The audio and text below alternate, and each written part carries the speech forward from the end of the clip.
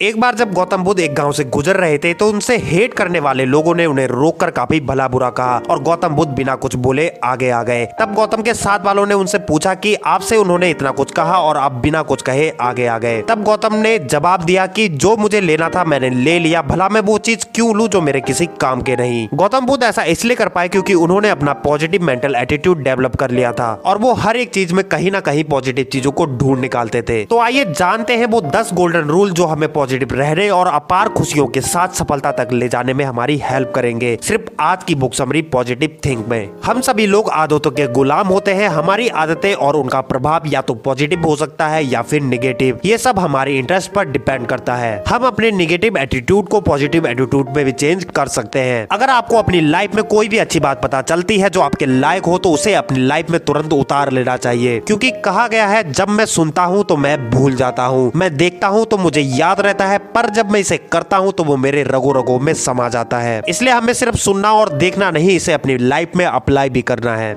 Rule number 1 हमसे कहता है कि हमें पूरे विश्वास के साथ अपने दिमाग पर कंट्रोल करना होगा, क्योंकि मैक्सिमम टाइम तक हम जैसा सोचते हैं वैसा ही बन जाते हैं। हमारा ब्रेन, हमारा नर्वस सिस्टम लाइफ में हर वो चीज पाने में हमारी हेल्प करता है जो हम चाहते हैं। हमारी फीलिंग, हमारे ऑर्डर, हमारा एटीट्यूड एंड हमारी हैबिट सब हमारे हैं, सब हमारे लिए काम करते हैं। बस ये हम पे डिपेंड करता है कि हम इसका यूज किस तरह करते हैं। अगर अभी तक हमारे दिमाग में सिर्फ नेगेटिव थॉट और एक ऐसी कार्यप्रणाली छिपी हुई है जो हमें लाइफ में सिर्फ पीछे ले जा रही, तो हमें इसे बदलने की जरूरत है। इससे कोई फर्क नहीं पड़ता कि अभी तक हमने अपनी लाइफ में क्या किया, अभी भी हमारे दिमाग में वो पावर, वो योग्यता है जो हमें पॉजिटिव मेंटल एटीट्यूड तक ले जा सकती है। हमारे ब्रेन में लगभग 10 अरब कोशिकाएं होती हैं और ये इतना पावरफुल होता है कि दुनिया का सबसे जीनियस आदमी भी इसके आईक्यू का यूज पूरी तरह नहीं कर पाता। सक्सेसफुल लोग सिर्फ इसलिए महान बन पाते हैं क्योंकि वो अपना पॉजिटिव मेंटल एटीट्यूड को यूज करना ठीक तरीके से जान जाते हैं। औरों की तरह हमारे भीतर भी अपार मानसिक क्षमताएं हैं। अगर हम इन क्षमताओं का यूज पॉजिटिव सोचने में करें तो ये सारी क्षमताएं सिर्फ हमारे लिए काम करेंगी। अपने दिमाग पर कंट्रोल पाने के लिए हम जो काम चाहते हैं उसके प्रति हमें संकल्प लेना होगा। जैसे ही हम लोग संकल्प लेते हैं हमारा पूरा ध्यान सिर्फ एक काम पर केंद्रित हो जाता है। तो उठिए, पॉजिटिव थिंक को जगाइए और वो काम करने का संकल्प लीजिए जो आप करना चाहते हैं। हमारा दिमाग इस कायनात की सबसे खतरनाक वेपन में से एक है। इसका यूज हमने ठीक से नहीं किया तो ये हमें पूरी तरह बर्बाद कर सकता है। इसलिए हमें इसे अपने कंट्रोल में करना ही होगा।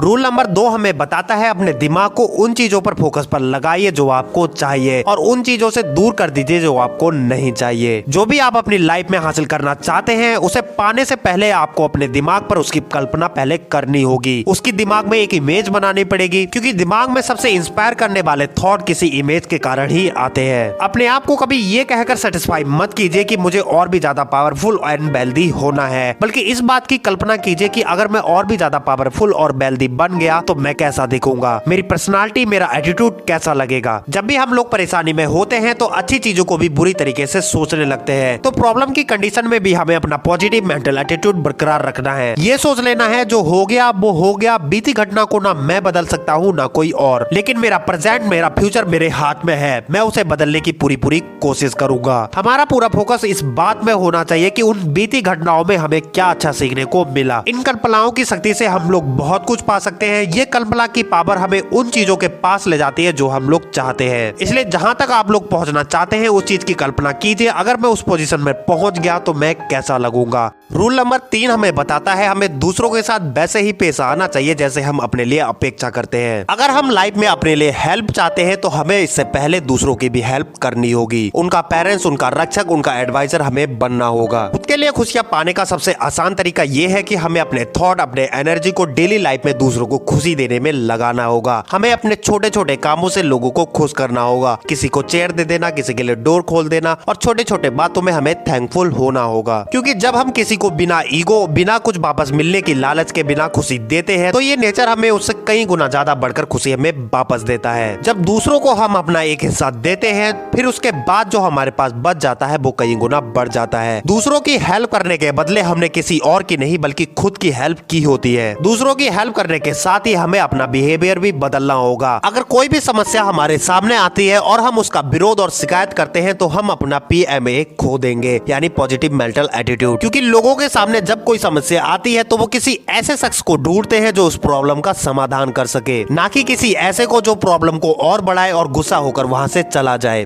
रूल नंबर 4 हमें बताता है कि हमें अपना सेल्फ टेस्ट करके सारी नेगेटिव थॉट को बाहर निकालना होगा। कुछ लोगों को तब तक इस बात का पता नहीं चलता कि वे नेगेटिव तरीके से सोचते हैं जब तक कि वे अपने थॉट, अपने वर्क, अपने रिएक्शन की जांच पड़ताल पूरी तरीके से ना कर ले। जब हम अपने दिमाग पर कंट्रोल पाने और अपनी कल्पना से इसे मनचाही डायरेक्शन में मोड़ने में फेल हो जाते हैं तो हमारे सभी थॉट नेगेटिव होने लगते हैं। जब भी हम नेगेटिव थॉट को छोड़कर पॉजिटिव मेंटल एटीट्यूड की तरफ बढ़ेंगे तो हमारी सारी पुरानी आदतें हम पर हावी होने लगेंगी। इन सभी नेगेटिव थॉट को अपने ऊपर हावी होने से बचने के लिए ऑथर ने 4 पार्टियों में शामिल होने से बिल्कुल ही मना किया है, जिसमें पहली पार्टी है मर्सी यानी दया पार्टी, जहां आप अपने आप से दुखी होकर अपने आप पर दया दिखाने लगते हैं। ये वो तरीका बन जाता है जो आप अपने काम और अपनी जिम्मेदारियों से दूर भागने लगते हैं। दूसरी पार्टी है इडियट यानी मूर्ख पार्टी, जहां आप किसी गलत काम का दोष लगाने के लिए किसी दूसरे की तलाश करते रहते हैं। तीसरी पार्टी है ईगो यानी अहंकार पार्टी। ईगो हमारे दिमाग में सवार एक ऐसा वायरस है जो हमें दिन पर दिन बीमार करता रहता है। चौथी पार्टी है हेट यानी नफरत पार्टी, जहां आप सेल्फिश हो रहे होंगे और सिर्फ अपने लिए ही सोचेंगे। तो जब भी नेगेटिविटी आप पर हावी हो रही हो तो अपने लिए टाइम निकालिए और सोचिए क्या चल रहा है, कहीं मैं इन 4 पार्टियों में तो शामिल नहीं हो रहा। इसलिए जब भी आपके पास कोई समस्या आती है तो उसे एक्सेप्ट कीजिए। परिस्थितियों और लोगों पर दोष लगाने के बजाय उसे पूरे विश्वास के साथ उस प्रॉब्लम के बारे में जानने की कोशिश कीजिए ताकि उस प्रॉब्लम का कुछ किया जा सके। और जैसे ही आप उस प्रॉब्लम की जांच पड़ताल करते हैं उसके बाद भी जो मालूम होता है उसे आपको समझना होगा कि वो काफी ज्यादा इंपॉर्टेंट है और इस प्रॉब्लम से तो हम लोग निपट ही लेंगे। ऐसे करते ही आप अपने PMA को विकसित करते चले जाएंगे।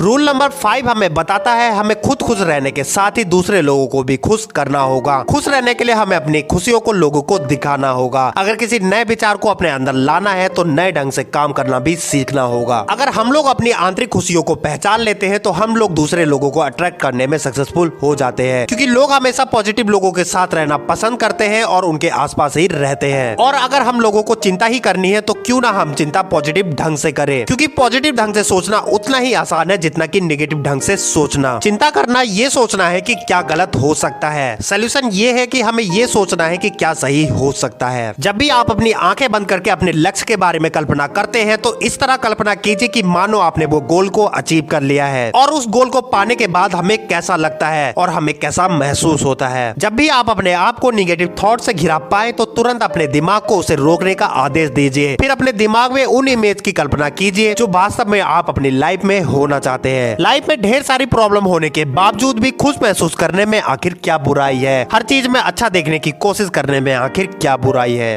रूल नंबर 6 हमें बताता है हमें सहनशीलता की आदत डालनी होगी। दूसरों के लिए अपने मन को खुला रखना होगा, उन्हें वैसे ही अपनाना होगा जैसे वो हैं, ना कि ये सोचना होगा वो वैसे हो जाए जैसा हम लोग चाहते हैं। हमें सभी पर सहनशीलता बरतनी होगी क्योंकि इस संसार में हम कुछ ही पल के लिए हैं। एक मोमबत्ती की तरह हम लोग जलते, रोशनी देते और उसके बाद बुझ जाते हैं। प्यार और स्नेह एक ऐसा मेंटल और फिजिकल इन्वायरमेंट डेवलप कर देता है जो हमें अपने PMF के पास ले चला जाता है। इसलिए हर दिन एक ना एक अच्छा काम जरूर कीजिए और किसी भी शख्स के कैरेक्टर की तुलना उसके शारीरिक हाव भाव को देखकर बिल्कुल ही नहीं करनी चाहिए। ये जरूरी नहीं होता जिसका रंग काला हो उसका मन और दिमाग भी काला हो। अगर हम सहनशीलता की भावना को नहीं अपनाते तो हम अपनी लाइफ में ढेर सारे मौकों को गवा देंगे। हम वो सब कुछ सीखने से रह जाएंगे जो लोगों से हम लोग सीख सकते हैं। इसलिए बेअच्छे काम करते रहिए जो हम लोग कर सकते हैं। जब दूसरे लोगों से हमें ढेर सारी रिस्पेक्ट, हेल्प मिलेगी और लोग हम पे ट्रस्ट करेंगे तो हमारे थॉट, हमारे विचार अपने आप ही बदलना शुरू हो जाएंगे। रूल नंबर 7 हमसे कहता है कि खुद को हमेशा पॉजिटिव एडवाइस दीजिए। अपने ब्रेन को इस तरह तैयार कीजिए कि ये हमेशा पॉजिटिव थिंक में रहे। हमें ये मालूम होना चाहिए कि हम उन्हीं थॉट और इमोशन को फिजिकल रूप में चेंज करेंगे जो हमेशा हमारे मन में रहते हैं। जैसा कि विलियम जेम्स कहते हैं कि हम वही बन जाते हैं जो हम अधिकांश समय तक सोचते रहते हैं। हमारा सबकॉन्शियस माइंड सिर्फ उन्हीं थॉट और फीलिंग को हमारे कॉन्शियस माइंड में भेजता है जो हमारी प्रॉब्लम सॉल्व करने में सहायक हो। वे सारी चीजें जो हमारे संपर्क में आती है इन 5 ज्ञान इंद्रियों आंख, कान, नाक, स्किन और टंग से प्रभावित होती है, जो हमारे सबकॉन्शियस माइंड तक कहीं ना कहीं संदेश पहुंचाती है। ये 5 ज्ञान इंद्रियां जितना हमारे कंट्रोल में होंगी उतना ही हमारा ब्रेन हमारे कंट्रोल में रहेगा। इन सभी के द्वारा जो भी हम सुनते, देखते, स्वाद लेते या महसूस करते हैं हमें सब में से कोई ना कोई अच्छाइयों को तलाश करना होगा, क्योंकि हमारा ब्रेन भी कंप्यूटर फाइल की तरह होता है। अगर हम कंप्यूटर में गलत डाटा डालते हैं तो वो गलत इन्फॉर्मेशन देता है। ठीक वैसे ही हमारा ब्रेन भी काम करता है, अगर हम उसमें गलत डाटा डालेंगे तो हमें वो गलत इन्फॉर्मेशन देगा। तो अभी से हम अपनी पांचों ज्ञान इंद्रियों में से कम एक से हमेशा पॉजिटिव और वैल्यूएबल चीजें सीखने के लिए हमेशा तत्पर रहेंगे। ये बात हमेशा याद रखें कि बहुत सारी खुशी बड़े लक से नहीं मिलती, क्योंकि लक तो लाइफ पे कभी कभी काम करता है, बल्कि उन डेली छोटी छोटी चीजों से मिलती है जो हमेशा हमारे साथ होती रहती है। रूल नंबर 8 हमें बताता है हमें अपने प्रेयर की पावर का यूज करना होगा। हो सकता है कि आप में से कई लोग गॉड पर बिलीव करें या ना करें, पर प्रेयर की पावर पर हमें बिलीव करना होगा। ये पूरा ब्रह्मांड एक सिस्टमेटिक तरीके से काम करता है। सूरज उगता है और डूब जाता है। सेब का पेड़ सिर्फ सेब के बीज से निकलता है, ना कि किसी और के बीज से। इस पूरे सिस्टमेटिक तरीके से और नेचर की पावर से हमें प्रेयर करनी होगी, वो भी मन में किसी बिना डाउट के। जब भी हम कोई प्रार्थना करते हैं तो हमें पूरे विश्वास के साथ इसे करना होगा और उस पर यकीन करना होगा जो भी हम मांग रहे हैं। हमारी प्रेयर सिर्फ रटने मात्र से ही पूरी नहीं होगी, हमें पूरे विश्वास और इमोशन के साथ इसे मांगना होगा। क्योंकि पॉजिटिव मेंटल एटीट्यूड के लिए ये भी जरूरी है कि जो चीज भी हम हासिल करना चाहते हैं उसके लिए काम करें, खतरा मोल ले और अपने इच्छा को जाहिर करते रहे।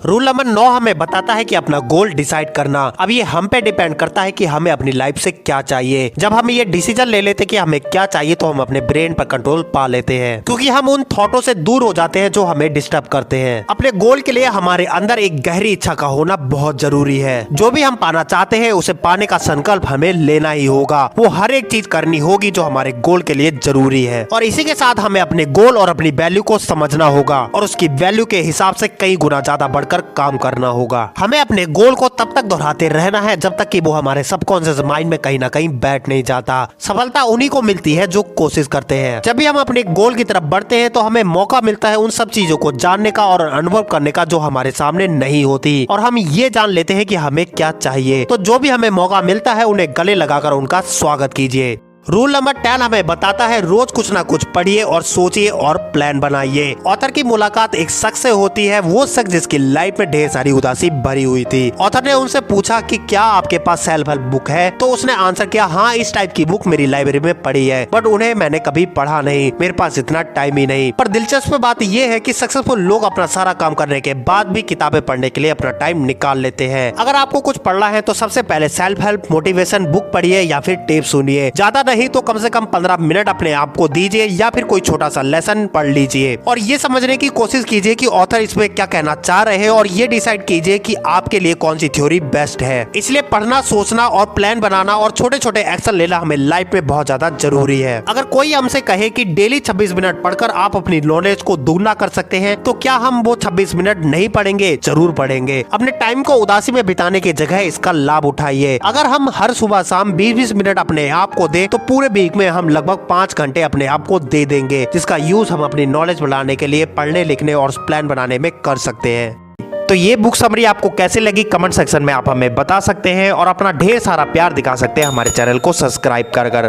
तो इसी तरह बढ़ते रहिए अपने लाइफ में आगे। जय हिंद, जय भारत।